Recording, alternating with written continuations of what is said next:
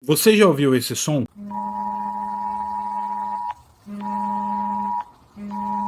É estridente, desconfortável, muitas vezes irritante quando tocado na madrugada. Mas o que ninguém sabe é que esse som carrega uma triste história de uma menininha de 9 anos que o mundo não conseguiu salvar. Esse tipo de história mexe um pouco comigo porque eu tenho uma filha pequena, então eu acabo meu lado pai acaba falando mais alto. Hoje eu vim aqui contar um caso para vocês da menininha Amber, uma menina que sofreu um crime extremamente brutal à luz do dia em 1996 e que esse crime permanece sem solução até hoje, mas que mudou para sempre a segurança de todas as crianças do planeta. Era 13 de janeiro de 1996. A menininha Amber, cheia de vida, ela estava passando um final de semana junto com sua família na casa dos seus avós. Tarde de sábado, quando ela e seu irmão decidiram sair para andar de bicicleta. Eles escolheram um estacionamento de meio que um supermercado abandonado, onde a maioria das crianças da vizinhança paravam para passar o dia, brincar ali tranquilamente, sem nenhum perigo. Por volta ali, mais ou menos às 3h10 da tarde, seu irmão mais novo resolveu voltar para a casa dos seus avós, enquanto Amber quis ficar brincando mais alguns minutinhos. E um curto intervalo de tempo foi suficiente para que o mal acontecesse. Jim, um vizinho que estava na janela, acabou escutando um grito de desespero de uma criança pedindo por ajuda. Jim, por conta desses gritos, acabou olhando para o lado de fora e avistando uma picape preta, aonde um cara saiu do carro e agarrou Amber à força. Amber tentou de tudo, tentou morder, tentou chutar. Gente, imagina o desespero dessa menina. Nossa, meu Deus do céu, não gosto nem de pensar. Mas Amber acabou sendo jogada na cabine à força e o cara, o responsável por essa bosta, saiu absurdamente rápido do local.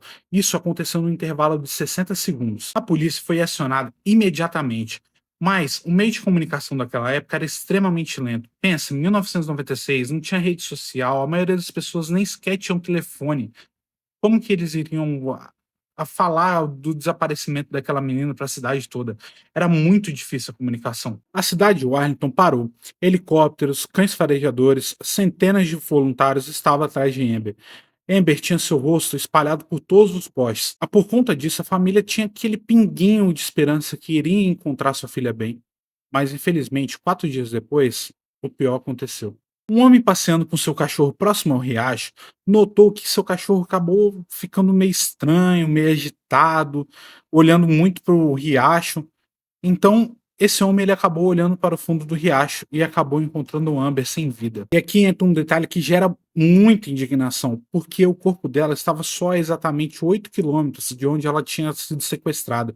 Então quer dizer que o assassino ele conhecia muito bem o local. Mas naquele dia houve um azar absurdamente terrível para a investigação, porque naquele dia específico houve uma tempestade enorme que fez o nível do riacho subir.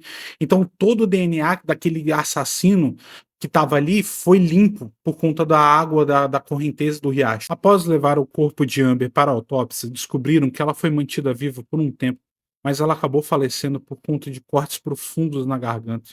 Meu Deus do céu, gente, que crueldade. A polícia levou esse caso como prioridade absoluta. Ao longo desses anos, eles receberam mais de 8.000 denúncias. A picape preta, que possivelmente era uma Ford Ranger, um Chevrolet, ele foi procurado ali ao longo desses anos no Texas milhares e milhares de vezes, mas nenhum batia 100% com um retrato falado da picape. E sobre o suspeito, incrivelmente ele nunca foi pego. O retrato falado dele era muito vago. As descrições eram muito pequenas ali. Eles diziam que ele era um homem hispânico, mais ou menos de 20 a 30 anos de idade, e possui uma altura média. Esse homem ele ficou conhecido como o Homem Invisível. Como que me explica? Como que alguém vê ele, tinha uma testemunha e esse cara nunca foi pego? Eu sei que, de acordo com a história, famílias foram interrogadas, o vizinho foi interrogado, a própria família dela foi interrogada, mas ninguém foi indiciado, ninguém foi sentenciado. 25 anos depois, a polícia revelou que ainda tem o DNA do suspeito, só que tá tão degradado, tá tão ruim aquele DNA que a ciência atual ainda luta para tentar descobrir quem foi o cara. Até hoje existe uma recompensa ativa de US$ 10.000 para quem dá algo desse monstro, para quem dá um nome, para quem dá qualquer coisa que leve a essa pessoa.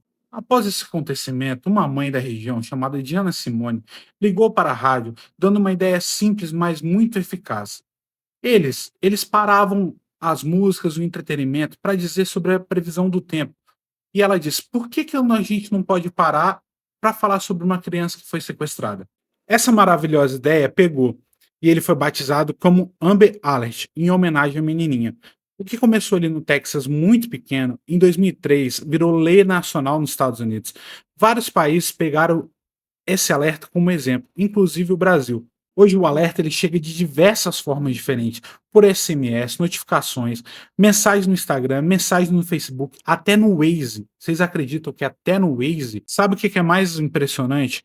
Desde a criação do Amber Alert, ele já salvou mais de 1.200 crianças diretamente. A morte de Amber não foi em vão.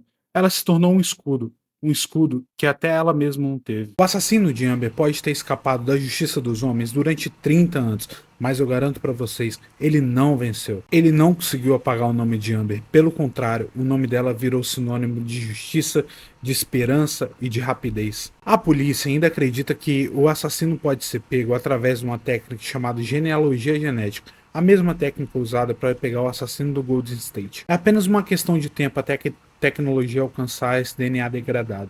Mas aí, o que você achou desse caso?